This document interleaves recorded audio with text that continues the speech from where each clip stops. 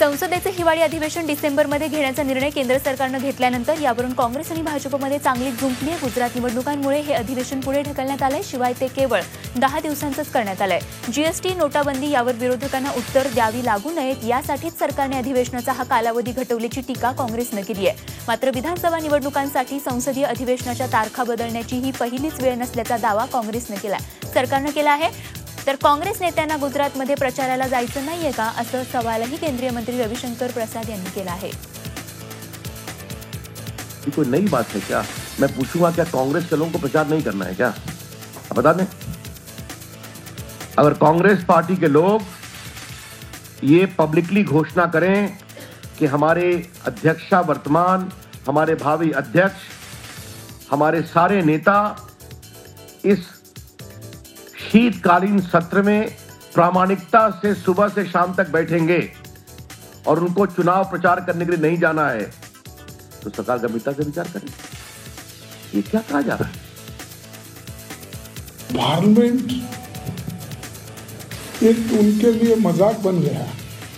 जब वो चुन के आए पहली बार 2014 में, तो पार्लियामेंट के चौखट के ऊपर सर रख के उसको नमस्कार करके अंदर आए और बोले कि this is a temple of democracy, और उस टेम्पल को बर्बाद उन्होंने कर दिया। उत्तर प्रदेशमध्ये स्थानिक स्वराज्य संस्थांच्या निवडणुकीसाठी आज मतदान होत आहे। पहिल्या टप्प्यात 24 जिल्ह्यातील 230 स्थानिक स्वराज्य संस्थांसाठी निवडणुका होत आहेत। कडक बंदोबस्तात आज सकाळी 7 वाजल्यापासून मतदानाला सुरुवात झाली असून संध्याकाळी 5 वाजता हे मतदान असणार आहे। 5 वाजेपर्यंत हे मतदान या ठिकाणी सुरू असेल। तर उत्तर प्रदेशचे मुख्यमंत्री योगी आदित्यनाथ यांनी गोरखपूर इथे आपल्या मतदानाचा हक्क बजावला। भारतीय जनता पार्टीने मागील लोकसभा आणि विधानसभा निवडणुकीत मोठं मताधिक्य मिळवलं होतं। यासाठी योगी आदित्यनाथ यांच्या नेतृत्वाखाली स्थानिक स्वराज्य संस्थांच्या निवडणुकीत यश मिळवणं भाजपसाठी महत्त्वाचं ठरणार आहे आणि यासाठी मुख्यमंत्री योगी आदित्यनाथ यांनी निवडणूक प्रचाराची धुरा आपल्या हाती घेतली होती। या निवडणुकीचा निकाल 1 डिसेंबरला जाहीर होणार आहे। भाजपसोबत सपा, बसपा आणि काँग्रेसनंही ही निवडणूक प्रतिष्ठेची केली आहे। भारतीय जनता पार्टी के प्रत्याशी पूरे प्रदेश में प्रचंड बहुमत से चुनाव जीत करके अपना बोर्ड गठित करेंगे। अपनी बुनियादी सुविधाओं के लिए जो जनता को परेशान होना पड़ता है, उन समस्याओं से उन्हें मुक्ति मिलेगी। रुझान भारतीय जनता पार्टी के पक्ष में है। जनता का अत्यंत रुझान भारतीय जनता पार्टी के पक्ष में है और इसका लाभ भारतीय जनता पार्टी के प्रत्याशियों को प्राप्त होगा। उत्तर प्रदेशचे मुख्यमंत्री योगी आदित्यनाथ यांच्या बलिया शहरात झालेल्या सभेतला एक आश्चर्यकारक प्रकार समोर आलाय। या सभेसाठी आलेल्या एका महिलेला पोलिसांनी भर सभेत तिचा बुरखा उतरवण्यास भाग पाडलं। एवढ्यावरच महिला पोलीस अधिकारी थांबली नाही, तर त्यांनी महिलेचा बुरखा जप्तही केला। विशेष म्हणजे जिचा बुरखा उतरवून जप्त करण्यात आला ती महिला गेल्या अनेक वर्षांपासून भाजपचीच कार्यकर्ती आहे। या प्रकरणी वरिष्ठ पोलिसांनी चौकशीसाठी बुरखा उतरवणं किंवा जप्त करणं हे चुकीचं आहे असं झालं असेल तर योग्य ती कारवाई करण्याचं आश्वासनही दिलं आहे। ये जरूर रहता है कि माननीय मंत्री जी को कोई काला कपड़ा दिखाए, ये निर्देश सबको थे। अगर ऐसा कोई आप हमको वीडियो फुटेज देते हैं, कुछ देते हैं, उसकी जांच कराएंगे और नियमानुसार जो कार्रवाई होगी उसको कराएंगे।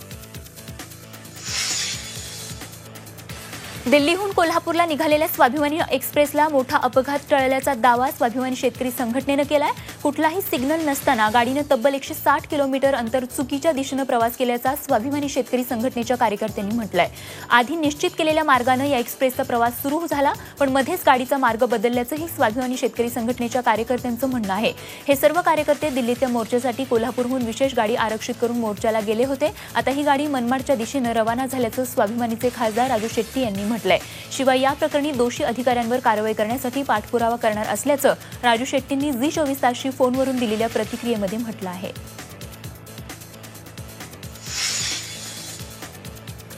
विद्यमान आरक्षणाला कुठल्याही प्रकारचा धक्का न लावता पाटीदार समाजाला ओबीसी आरक्षण देण्याची मागणी काँग्रेसला मान्य आहे आणि त्यासाठी सत्तेत आल्यास लवकरात लवकर विधेयक आणण्याचं आश्वासन हार्दिक पटेल यांना दिलं आहे। अहमदाबादमध्ये आज झालेल्या पत्रकार परिषदेत हार्दिक पटेल यांनी गेल्या काही दिवसांपासून बाळगलेलं मौन सोडलंय। काँग्रेसनं दिलेला फॉर्म्युला मान्य असून आपण कुठलीही सौदेबाजी केली नाही असंही हार्दिक पटेल म्हटलंय।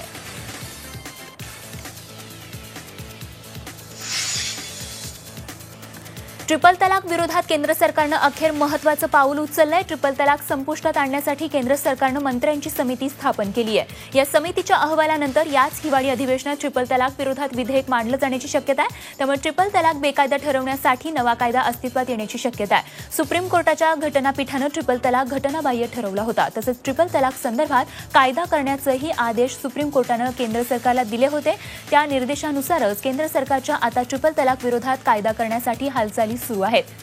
मात्र असं असलं तरी मुस्लिम पर्सनल लॉ बोर्डानं हे पाऊल म्हणजे गुजरात निवडणुका डोळ्यासमोर ठेवून केलेलं राजकारण असल्याची टीका केली आहे. खुशफहमी हो गई है कि यूपी इलेक्शन में मुस्लिम महिलाओं ने हमें बहुत वोट दिया है. हालांकि मुस्लिम महिला मेरे ख्याल से 1% क्या कि 1 महिला ने भी वोट नहीं किया होगा. इसलिए कि मुसलमानों की जो खवातीन होती है वो शौहर से पूछे बगैर कोई कदम नहीं उठाती है. तो वो ये उसकी खुशफहमी है कि मुस्लिम महिलाओं ने वोट दिया है, इसलिए उसी का एक जो है बहाना बना करके या हम इस तरह का बिल लाएं या ट्रिपल तलाक पर जो है हंगामा करें और उसके मफाद की बातें करें तो शायद सारी महिलाएं हमारी तरफ आ जाएंगी. तो गुजरात का इलेक्शन सामने है, तो अभी वो इलेक्शन होने वाला है, तो उसी को लेकर के शायद इस तरह की बयानबाजी हो रही है. कोर्ट ने तो सिर्फ ये कहा कि ट्रिपल तलाक संवैधानिक है, दैट इज अनकॉन्स्टिट्यूशनल. तो कानून तो नहीं बना सकती है सुप्रीम कोर्ट. कानून तो सिर्फ जो विधि है वो तो पार्लियामेंट बना सकती है. तो संसद में एक मसौदा लानी पड़ेगी और उस पर एक कानून बनना पड़ेगा कि जो ट्रिपल तलाक करेंगे वो क्रिमिनल ऑफेंस की दायरे में आ जाएंगे. भारतीय लष्कराच्या जवानांनी एक आगळावेगळा विक्रम केलाय. एका मोटरसायकलवर 1-2 नाही तर तब्बल 58 जणांनी स्वार झाले आणि भारतीय लष्कराची प्रसिद्ध मोटरसायकल ट्रूप टॉर्नेडोनं 1200 मीटर म्हणजे 1.25 किलोमीटरपर्यंत हा प्रवास करत आगळावेगळा विश्वविक्रम प्रस्थापित केलाय.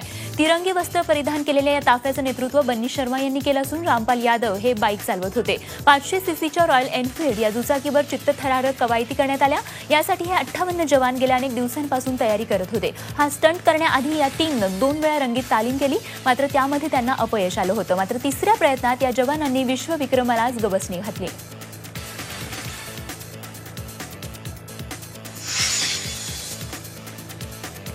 कोपर्डीच्या अल्पवयीन मुलीचा बलात्कार आणि हत्या प्रकरणी आज शिक्षा सुनावली जाण्याची शक्यता आहे. जितेंद्र शिंदे आणि नितीन भैलुमे या 2 दोषींच्या शिक्षेबाबतचा युक्तिवाद मंगळवारी संपला, तर संतोष भवाळच्या शिक्षेबाबत आज युक्तिवाद करण्यात येणार आहे. आणि विशेष सरकारी वकील उज्ज्वल निकमही आजच सरकारी पक्षाची बाजू मांडत आहेत. जितेंद्र शिंदे यांची गुन्हेगारी पार्श्वभूमी नाही, त्यामुळे त्याला फाशी नको, जन्मठेपेची शिक्षा द्या अशी मागणी त्याच्या वकिलांनी केली आहे. तर नितीन भैलुमे हा 26 वर्षीय तरुण असून तो शिक्षण घेतोय.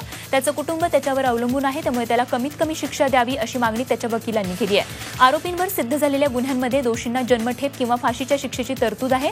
त्यामुळे आजचा हा युक्तिवाद संपल्यानंतर अहमदनगर जिल्हा सत्र न्यायालय काय शिक्षा सुनावणार याकडे संपूर्ण राज्यभराचं लक्ष लागलं आहे.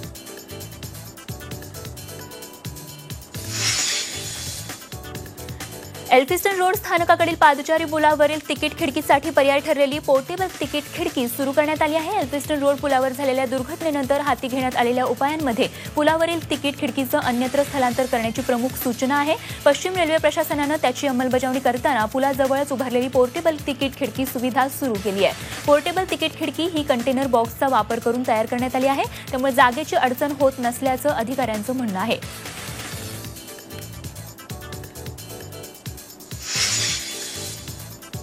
Maharashtra chamber of commerce, industries and agriculture या राज्यातल्या अग्रगण्य उद्योजक आणि व्यापाऱ्यांच्या संघटनेचं यंदा शताब्दी वर्षाकडे वाटचाल सुरू केली आहे. आणि याच निमित्तानं संस्थेच्या नव्या बोधचिन्हाचं मंगळवारी अनावरण करण्यात आलं. मुख्यमंत्री देवेंद्र फडणवीस या कार्यक्रमात सहभागी झाले. संस्थेचे अध्यक्ष संतोष मंडलेचा यांच्यासह सगळे वरिष्ठ पदाधिकारी कार्यक्रमात उपस्थित सहभागी झाले होते. मेक इन महाराष्ट्र सारख्या उपक्रमांमुळे राज्यात उद्योगांना चालना मिळाली असल्याचं यावेळी मंडलेचांनी म्हटलं आहे.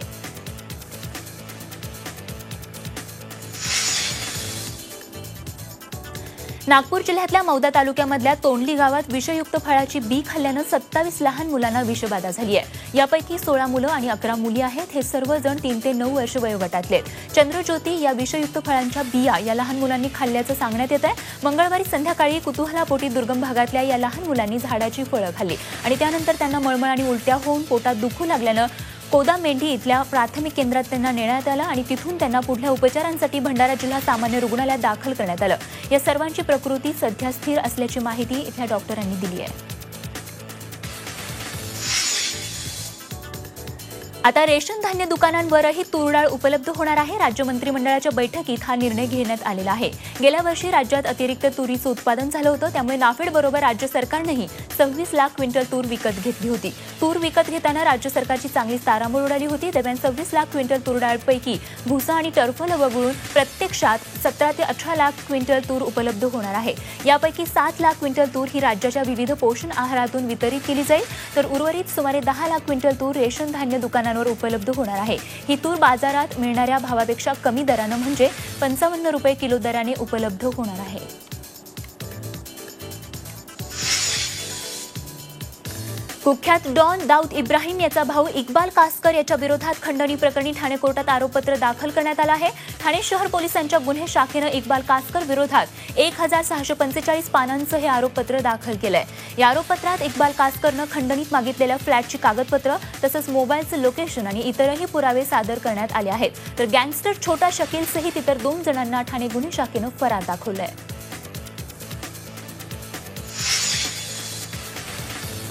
सिमीचा कार्यकर्ता आणि पहिला उच्च शिक्षित दहशतवादी म्हणून कुप्रसिद्ध ठरलेला साकेब नाचनीची आज ठाण्याच्या मध्यवर्ती कारागृहातून सुटका झाली आहे. 2002-2003 मध्ये मुंबईत झालेल्या बॉम्बस्फोटाच्या खटल्यात साकेब आरोपी होता आणि या प्रकरणात साकेबवर अवैध शस्त्रसाठा केल्याचा आरोप सिद्ध झाला होता. त्यानंतर कोर्टानं त्याला 10 वर्षांची शिक्षा सुनावली, पण तुरुंगातील चांगल्या वर्तनामुळे त्याची 4 महिने आधी सुटका करण्यात आली आहे. पुढचं आयुष्य कुटुंबासोबतच काढण्याची इच्छा त्यानं सुटकेनंतर व्यक्त केली आहे.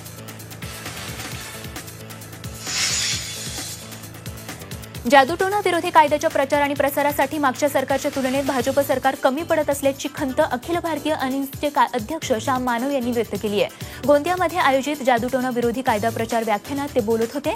या कार्यक्रमाला सामाजिक न्यायमंत्री राजकुमार बडोले हे सुद्धा उपस्थित होते. सरकारने मागच्या 3 वर्षात या कायद्याच्या प्रचारासाठी तुटपुंजा निधी दिल्याची कबुलीही यावेळी बडोले यांनी दिली आहे. माध्यमातून या जादूटोणा विरोधी कायदा प्रचार प्रसार समितीच्या माध्यमातून जे काम व्हायला हवं होतं ते मात्र गेले 3 वर्ष जवळपास थांबलेलं आहे. त्यामध्ये सरकारच्या काही स्वतःच्या अनेक अडचणी असतील, काय असतील, पण ज्या वेगात हे मागच्या सरकारच्या काळात काम सुरू झालं होतं त्याच पद्धतीनं ते कंटिन्यू राहिलं असतं तर हा कायदा संपूर्ण महाराष्ट्रातल्या खेड्यापाड्यामध्ये झिरपला असता, वैज्ञानिक दृष्टिकोन ताकदीनं रुजवता आला असता. अजूनही महाराष्ट्रामध्ये या कायद्याच्या संदर्भात जर विचार केला तर ज्या पद्धतीने या कायद्याची अंमलबजावणी व्हायला पाहिजे, प्रसार व्हायला पाहिजे, त्या पद्धतीनं आजही ते होत नाही. त्यासाठी जेवढा बजेट शासनानं द्यायला पाहिजे, वास्तविकांना तेच बोलायला पाहिजे होते या बाबतीत. त्या पद्धतीनं त्याचं प्रोव्हिजन होत नाही. तरी पण जो काही तुटपुंजा आणि त्याच्यामध्ये जो प्रोव्हिजन त्याच्यामध्ये होतो त्याचं ते कार्य अविरतपणे अंधश्रद्धा निर्मूलन समितीच्या माध्यमानं संपूर्ण महाराष्ट्रात सुरू असतंय. रत्नागिरी जिल्ह्यातल्या राजापूर तालुक्यामधल्या दसूर गावात विहिरीत पडलेल्या बिबट्याला वन विभागाला यशस्वीपणे बाहेर काढण्यात यश आलंय. दसूर गावातल्या कमलाकर अर्जुन सुर्वे यांच्या घराजवळच्या विहिरीत शिकारीच्या शोधात हा बिबट्या आला होता. त्याची माहिती मिळताच रत्नागिरीचे वनक्षेत्रपाल BR पाटील यांनी पथकासह घटनास्थळी धाव घेऊन तब्बल 5 तासांच्या अथक प्रयत्नाअंती बिबट्याला जेरबंद केलं. विशेष म्हणजे राजापूरमधल्या दसूरनंतर राजापूर तालुक्यातल्याच परुळे गावातही एका विहिरीत बिबट्या पडला असल्याची माहिती वनक्षेत्रपाल BR पाटील यांना मिळाली होती. परुळे गावातल्या चंद्रकांत हरी खापणे यांच्या विहिरीत हा बिबट्या पडला होता. तिथेही या पथकासह पोहोचून BR पाटील यांनी या बिबट्याला विहिरीतून सुखरूपपणे बाहेर काढून पिंजऱ्यात जेरबंद केला. तर नर जातीचा हा बिबट्या अंदाजे 5 ते 6 वर्षांचा असल्याचं सांगण्यात आलंय. या दोन्ही बिबट्यांना जंगलात त्यांच्या सुरक्षित अधिवासात सोडण्यात आलंय. राज्य सरकारची कृषी संजीवनी योजना शेतकऱ्यांना संजीवनी देणारी नव्हे तर कृषी वसुली योजना. या योजनेच्या नावाखाली सरकार 6,500 कोटींची वसुली करत असल्याचा आरोप विरोधी पक्षनेते धनंजय मुंडे यांनी केला आहे. दुकानांवरचे इंग्रजी फलक हटवून त्या ठिकाणी मराठी फलक लावण्यासाठी सातारा जिल्हा मनसेनं कराडमधल्या व्यापाऱ्यांना 7 दिवसांची मुदत दिली आहे. या मुदतीत फलक न बदलल्यास मनसे स्टाईलनं आंदोलनाचा इशाराही आंदोलनकर्त्यांनी दिला आहे. नाशिकमधल्या जोल्या मुगले खून प्रकरणात तुरुंगात असलेला भाजप नगरसेवक हेमंत शेट्टी नाशिक महापालिका महासभेत हजर झाला. कडेकोट पोलीस बंदोबस्तात हेमंत शेट्टीला मध्यवर्ती कारागृहातून पालिकेत आणण्यात आलं. पिंपरी चिंचवड महापालिकेची या महिन्याची सर्वसाधारण सभा सत्ताधारी भाजपनं कुठल्याही कारणाशिवाय तहकूब केली आहे. विरोधक सत्ताधाऱ्यांना घेरतील या भीतीतून हे पाऊल उचललं गेल्याचा आरोप यावर विरोधकांनी केला आहे, तर भाजपनं त्याचा इन्कार केला आहे. जळगाव कृषी उत्पन्न बाजार समिती सभापतीपद निवडणुकीत भाजपला धक्का देत शिवसेनेनं भगवा फडकवलाय. माजी मंत्री सुरेश जैन गटाचे लक्ष्मण पाटील यांनी सभापतीपदावर बाजी मारली. त्यांनी माजी महसूल मंत्री एकनाथ खडसे समर्थक भाजपचे प्रभाकर पवार यांचा पराभव केलाय. माजी मुख्यमंत्री विलासराव देशमुख यांचे धाकटे चिरंजीव आणि काँग्रेसचे जिल्हा परिषद सदस्य धीरज देशमुख यांनी शेतकऱ्यांच्या विविध प्रश्नांसाठी लातूर जिल्हा परिषदेत आंदोलन केलं. सत्ताधारी भाजपनं बोलावलेल्या विशेष सर्वसाधारण सभेत काँग्रेस सदस्यांनी काळ्या फिती बांधून निषेध आंदोलन केलं. भारतीय संविधान अस्तित्वात येऊन 68 वर्ष होत असताना संविधान धोक्यात असल्याचं आताच का वाटतंय असा प्रश्न माजी मुख्यमंत्री पृथ्वीराज चव्हाण यांनी पुण्यात उपस्थित केलाय. देशात सध्या संशयाचं वातावरण आहे आणि कुठेतरी काहीतरी घडत आहे हे यामागचं कारण असल्याचं ते यावेळी म्हणाले. यवतमाळच्या पुसद न्यायालयानं शिवसेना पक्षप्रमुख उद्धव ठाकरे आणि इतरांविरुद्ध समन्स जारी केलाय. सामना दैनिकात मराठा मूकमोर्चाबाबत भावना दुखावणारं व्यंग्यचित्र प्रसिद्ध केलं होतं. त्याच प्रकरणी सुनावणीसाठी 19 डिसेंबरला पुसद न्यायालयात हजर होण्यासाठीचं हे समन्स आहे.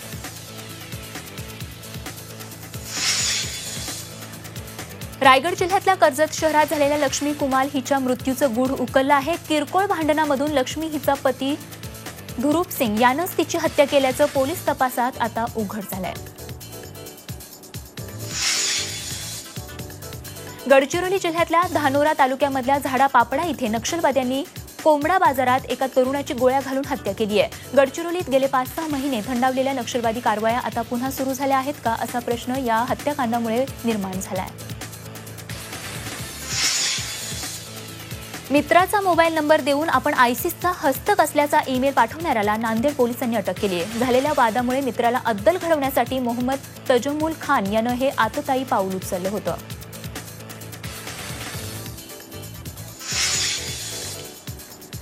डॉक्टर बाबासाहेब आंबेडकर मराठवाडा विद्यापीठाच्या सिनेट निवडणुकीसाठी जालन्यामधल्या 2 प्राध्यापकांनी संगनमत करून प्राचार्याची बनावट स्वाक्षरी केली होती. तसंच रबर स्टॅम्प आणि लेटर हेडचा वापर करून उमेदवारी अर्जही दाखल केला होता. आणि याच प्रकरणी शेख शरीफुद्दीन आणि महेश उंडेगावकर या दोघा प्राध्यापकांना पोलिसांनी ताब्यात घेतलंय.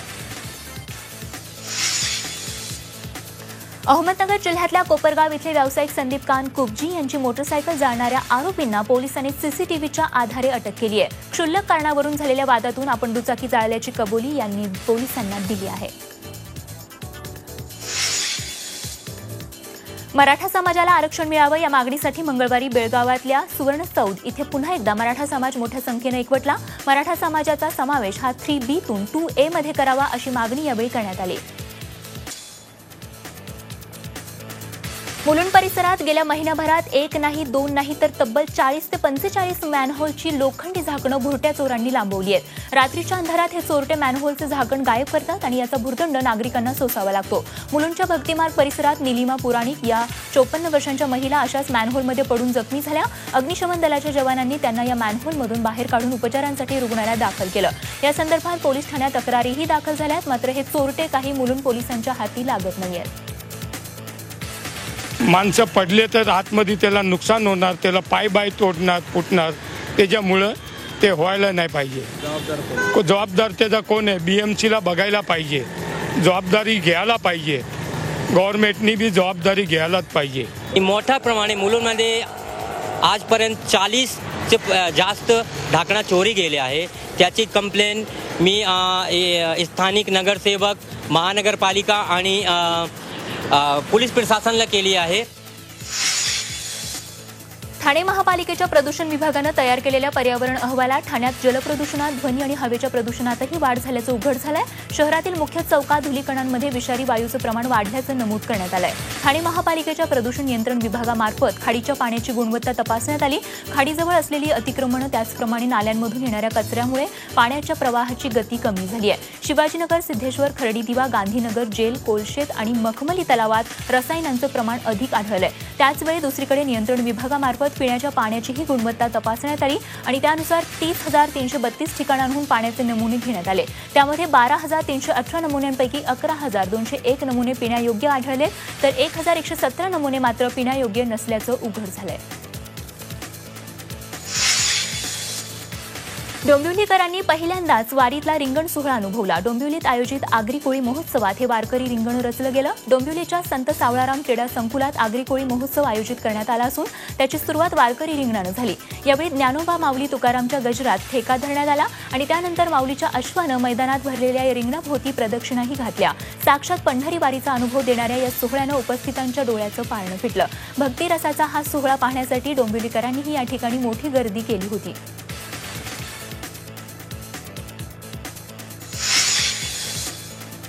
गोव्यातल्या 48व्या भारतीय आंतरराष्ट्रीय चित्रपट महोत्सवात वादग्रस्त ठरलेल्या इंडियन पॅनोरमाचं उद्घाटन चित्रपट अभिनेत्री श्रीदेवी यांच्या हस्ते झालं. इंडियन पॅनोरमा 2017 अंतर्गत विविध भागातल्या बहुभाषिक 26 कथापट आणि 16 कथाबाह्य चित्रपटांची निवड करण्यात आली आहे. यावेळी इंडियन पॅनोरमा 2017 मध्ये सहभागी झाल्याबद्दल प्रथित यश आणि उदयोन्मुख चित्रपट दिग्दर्शकांना श्रीदेवी यांच्या हस्ते प्रशस्तीपत्र देऊन गौरवण्यात आलं. इंडियन पॅनोरमाची सुरुवात टिहू आणि पुष्कर पुराण या चित्रपटांनी झाली. दरम्यान इंडियन पॅनोरमामधून न्यूड आणि एस दुर्गा हे चित्रपट ऐनवेळी वगळल्यानं टीकेची झोड उठली होती.